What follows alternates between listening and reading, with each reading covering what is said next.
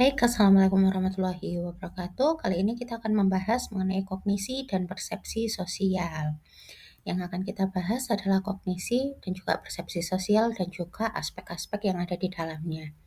Nah, kita ke kognisi sosial dulu. Jadi, kognisi sosial merupakan tata cara menginterpretasi, menganalisa, mengingat, dan menggunakan informasi tentang dunia sosial. Dengan kata lain, bagaimana kita berpikir mengenai orang lain. Jadi, kognisi itu kata kuncinya lebih ke berpikir itu tadi ya. Kemudian kognisi sosial menekankan bahwa manusia bukan hanya bereaksi secara otomatis terhadap rangsangan sosialnya, tetapi juga menafsirkan dan menilai informasi berdasarkan pengalaman, harapan, dan juga skema mental yang sudah ada sebelumnya. Dalam arti lain, kognisi sosial itu artinya adalah berpikir dalam konteks sosial.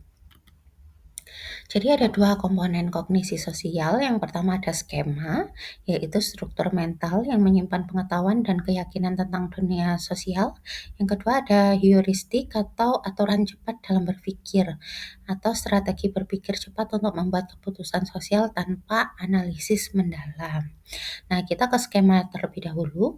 Nah, skema ini merupakan kerangka kerja mental yang berpusat pada tema tertentu yang membantu kita mengatur informasi sosial dan membantu tindakan serta pemrosesan informasi yang relevan dengan konteks tersebut.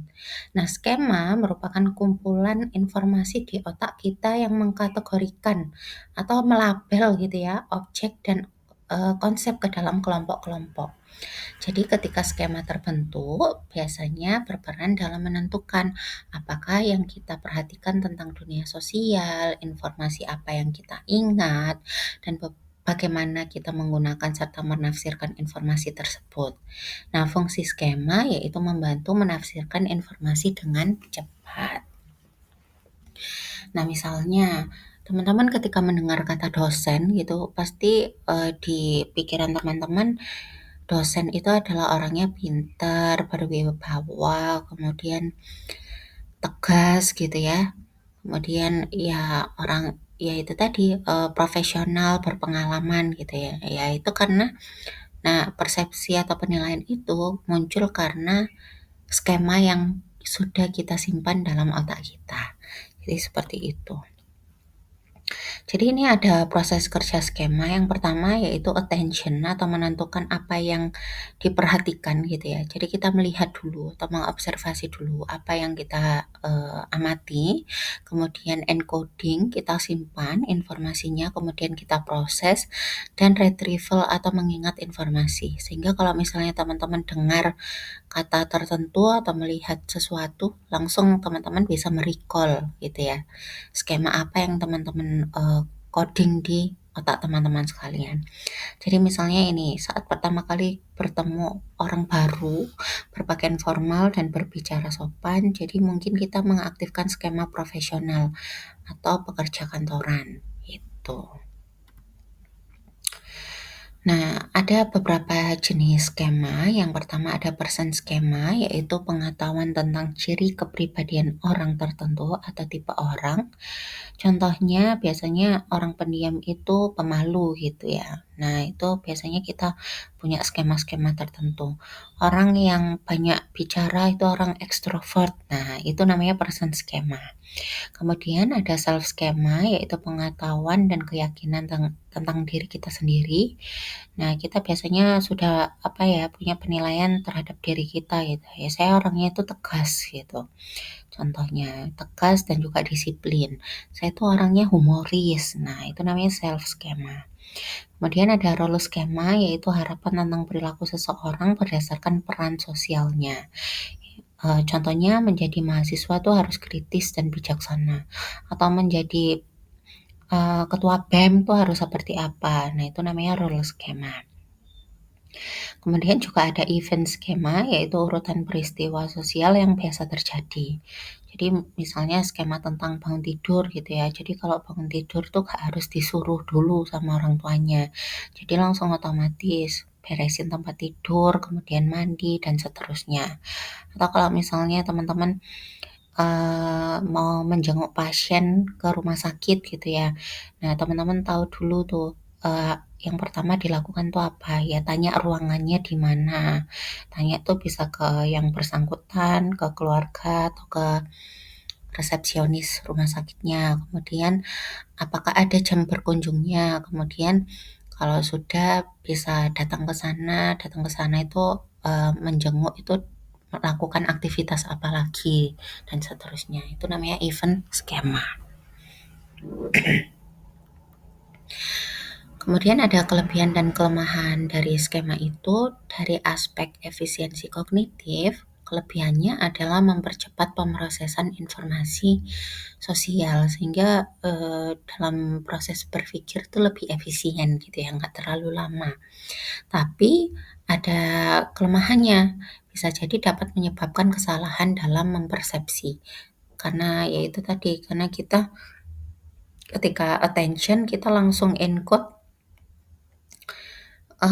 apa namanya, kita langsung punya penilaian gitu ya terhadap suatu fenomena tersebut. Nah, bisa jadi fenomena itu bias gitu. Kemudian, dalam aspek pemahaman sosial, skema ini bisa membantu dalam menafsirkan dunia sosial yang kompleks. Jadi dinamika dalam dunia sosial itu bisa kita pahami dengan baik gitu ya kalau misalnya kita menggunakan skema. Namun ada dampak negatifnya yaitu menimbulkan stereotip dan prasangka. Jadi stereotip itu ya pandangan negatif ya, penilaian negatif gitu ya, dan juga prasangka gitu. Yang ini yang keduanya ini ya termasuk dalam hal yang negatif gitu. Kemudian pada aspek prediksi perilaku, kelebihannya ya bisa membantu memperkirakan reaksi orang lain terhadap apa yang kita lakukan. Namun dampak negatifnya adalah bisa mengabaikan perbedaan individu. Jadi kita terlalu fokus gitu ya dengan diri kita. Kemudian kita masuk ke bahasan heuristik. Heuristik itu adalah strategi kognitif sederhana yang digunakan otak untuk membuat keputusan cepat dan efisien tanpa analisis yang mendalam. Nah, cara untuk mempersingkat atau memotong proses mental menjadi lebih pendek. Nah, ini tujuannya heuristik atau mental shortcut.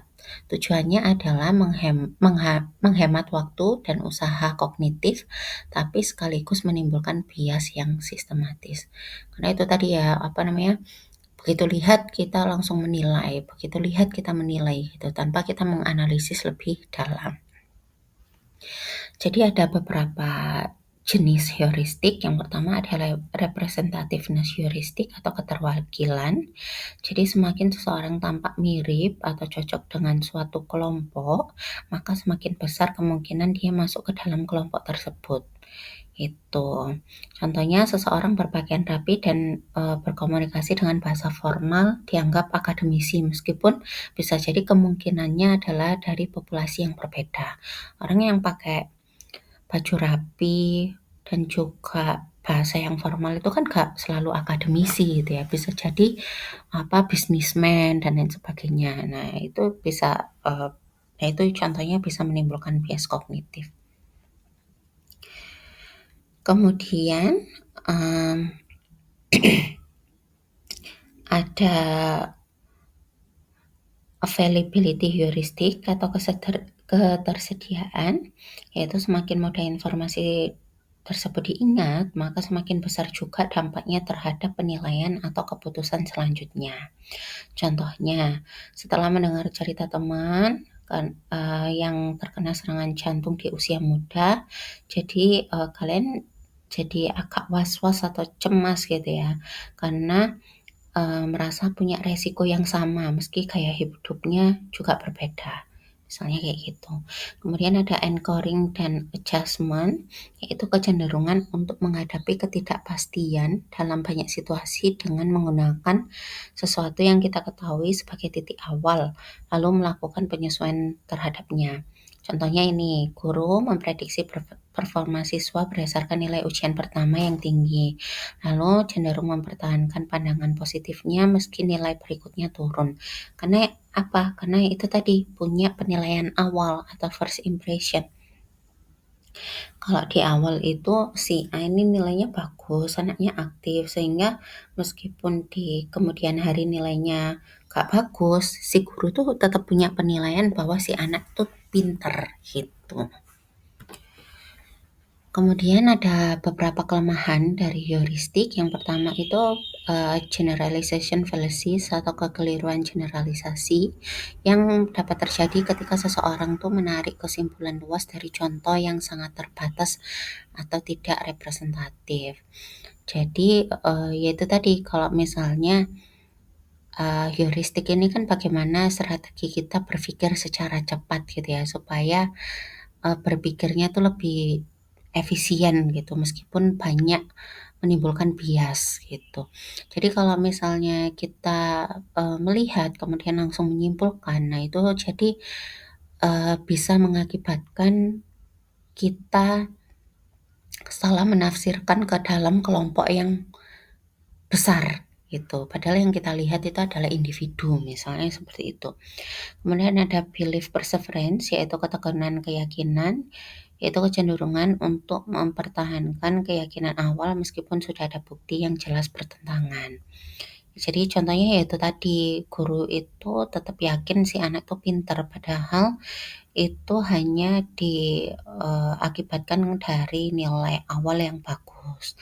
Nah, sedangkan nilai eh, di ujian-ujian selanjutnya itu selalu menurun gitu ya. Nah, itu namanya belief perseverance. Ada kejadian yang bertentangan tapi tetap diyakini seperti kejadian yang di awal. Kemudian ada central trait, yaitu sifat kepribadian tertentu yang mempengaruhi keseluruhan kesan kita terhadap seseorang lebih besar daripada sifat lainnya. Jadi yaitu tadi kita selalu melihat orang tuh dari kepribadiannya. Oh, dia itu introvert ya. Jadi dia pasti pemalu, gak bisa nih ngasih kita feedback. Kalau ngobrol tuh harus dipancing duluan. Nah, itu namanya central trait. Kemudian halo effect atau efek halo, kecenderungan untuk menilai seseorang secara keseluruhan berdasarkan satu karakteristik positif atau negatif yang menonjol. Jadi katakan saya pertama masuk kelas X gitu ya, saya punya penilaian, wah ternyata kelas ini ya semua anaknya aktif-aktif ya. Nah, itu namanya halo effect. Kemudian ada beberapa bias dalam kognisi sosial.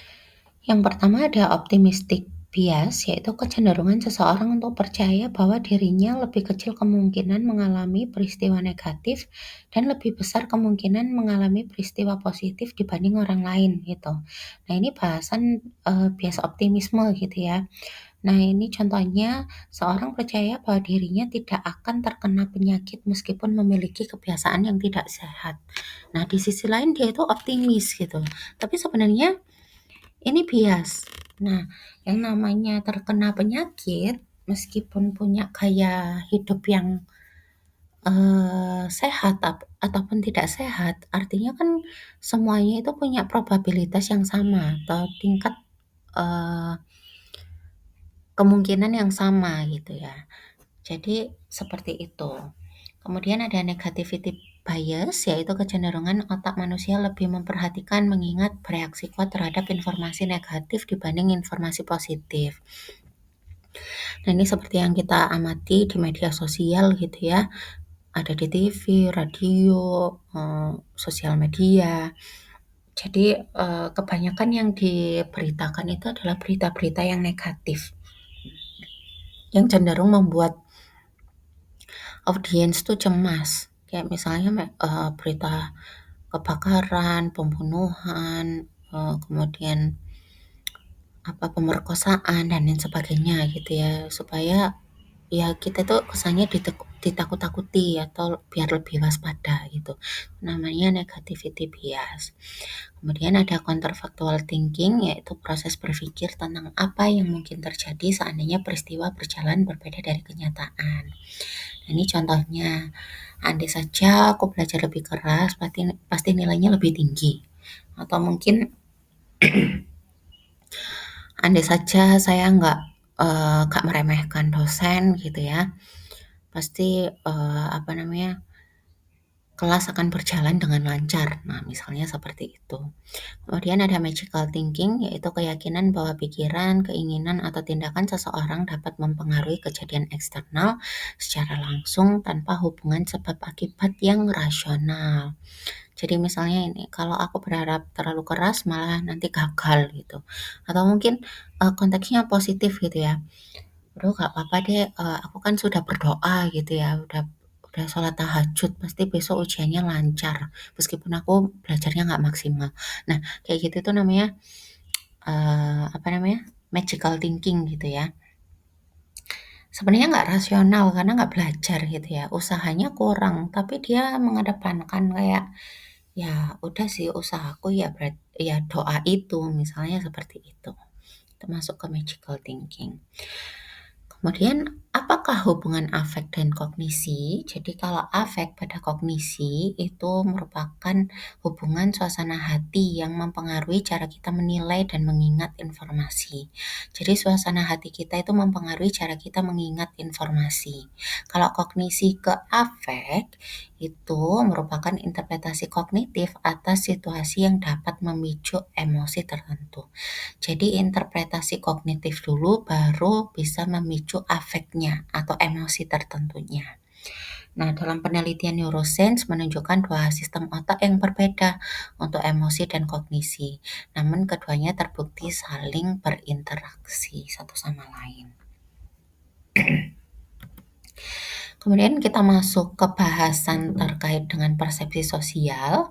Jadi persepsi sosial merupakan proses untuk memahami orang lain. Bagaimana kita mengumpulkan, menafsirkan, dan menggunakan informasi tentang individu lain. Tujuannya adalah untuk mengenali emosi, niat, penyebab perilaku orang lain agar kita dapat berinteraksi secara efektif. Jadi bagaimana kita memahami orang lain tuh menggunakan persepsi sosial. Kemudian yang pertama kita bahas gitu ya. Jadi ada komunikasi nonverbal. Nah, jadi kita sering memahami orang lain melalui isyarat nonverbal yang mencerminkan emosi dan sikap mereka. Jadi ada ekspresi wajah, ada kontak mata, ada gerakan tubuh, ada touch, ada nada suara gitu ya. Kalau ekspresi ya biasanya kita kelihatan orang yang nyoba makanan gitu ya, dia enak-enakin tapi ekspresinya tuh kadang nggak bisa bohong gitu ya. Ya misalnya bahagia, marah, takut, sedih, jijik, dan terkejut. Kontak mata itu menandakan ketertarikan, kejujuran, atau bahkan permusuhan. Kemudian gerakan tubuh atau gestur gitu ya. Kemudian ada sentuhan tadi ya. Biasanya sentuhan itu berkaitan dengan kedekatan sosial. Biasanya kita memeluk atau mengelus-ngelus gitu ya kalau misalnya ada teman kita yang sedih gitu ya.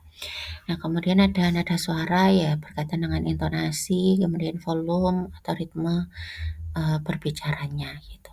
Tapi komunikasi nonverbal ini punya ciri khas gitu loh. Yaitu seringkali sulit dikontrol sehingga dapat itu tadi membocorkan perasaan yang sebenarnya. Jadi sebenarnya kamu nggak suka makanan itu, tapi karena ekspresimu nggak bisa bohong gitu ya. Kamu bilangnya suka, tapi karena ekspresinya nampak nggak suka, maka orang lain tuh bisa memiliki penilaian bahwa kamu berbohong gitu terhadap apa yang kamu katakan. Kemudian dalam persepsi sosial ini juga ada atribusi gitu ya, yaitu memahami penyebab perilakunya. Jadi proses yang digunakan, atribusi itu proses yang digunakan untuk mengidentifikasi penyebab perilaku orang lain untuk mendapatkan pengetahuan tentang sifat-sifat dan kecenderungan mereka yang stabil. Seseorang biasanya melakukan atribusi karena yang pertama untuk memahami kejadian sekitarnya. Kemudian yang kedua untuk menjelaskan perilaku baik diri sendiri maupun orang lain.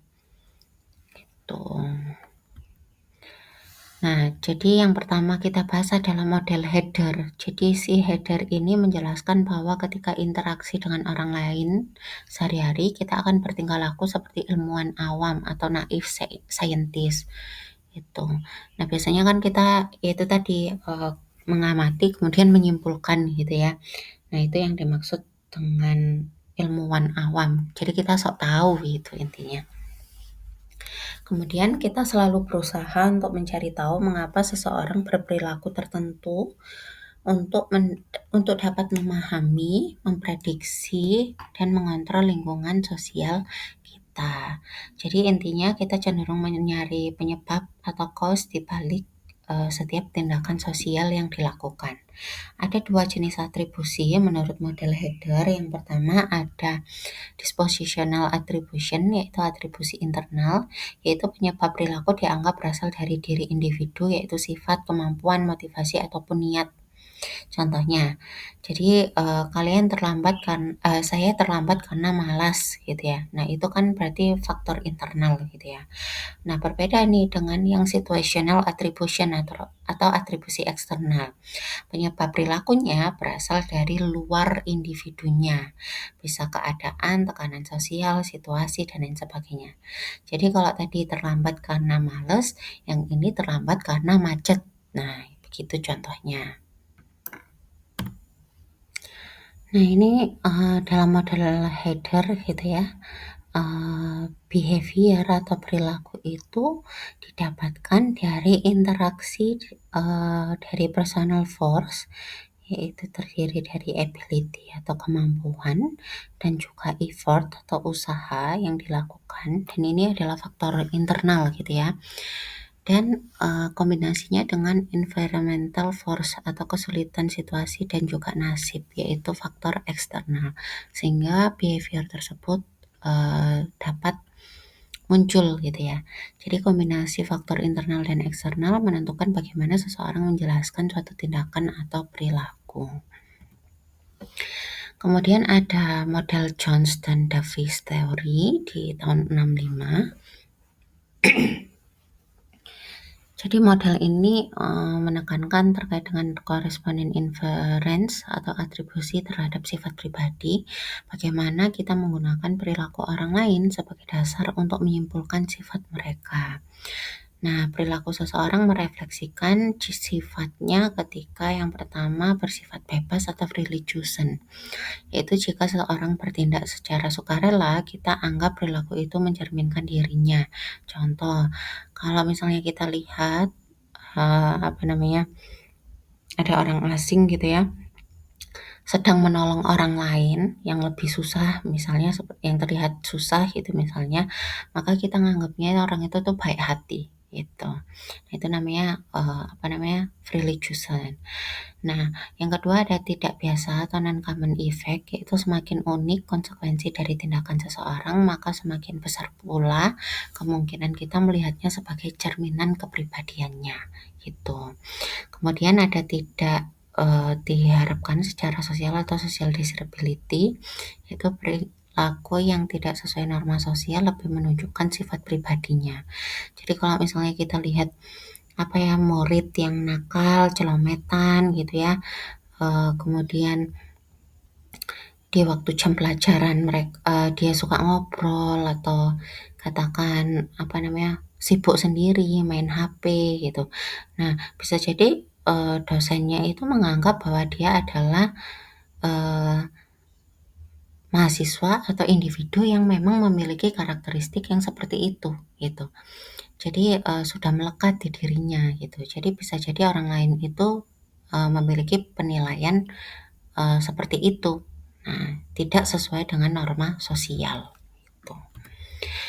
Kemudian ada model Kelly's Causal Attribution Theory di tahun 67. Nah, Kelly ini menggunakan istilah covariation, yaitu penyebab dianggap terkaitnya dengan efeknya. Penyebab dianggap terkait dengan efeknya, gitu ya. Jadi untuk menjawab pertanyaan mengapa orang lain bertingkah laku seperti itu, seseorang biasanya menggunakan 3 sumber informasi penting untuk menjawabnya. Kalau menurut Kelly Causal Attribution Theory. Nah, dimensinya tadi ada 3, ada konsensus, konsistensi, dan juga distinctiveness. Nah, kalau konsensus itu pertanyaan terkait dengan apakah orang lain bertindak sama dalam situasi tersebut.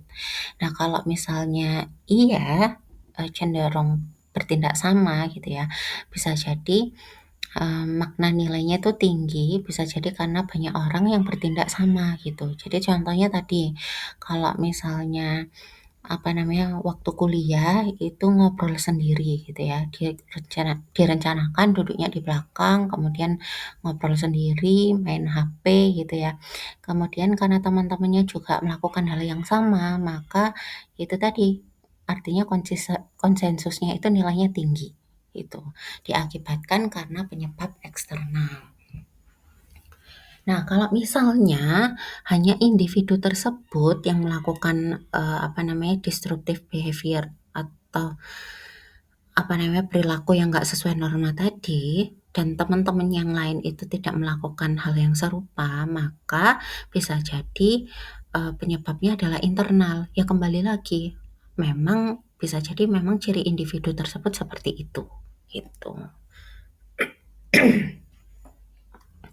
Kemudian ada konsistensi, yaitu apakah orang tersebut selalu bertindak demikian dari waktu ke waktu, gitu.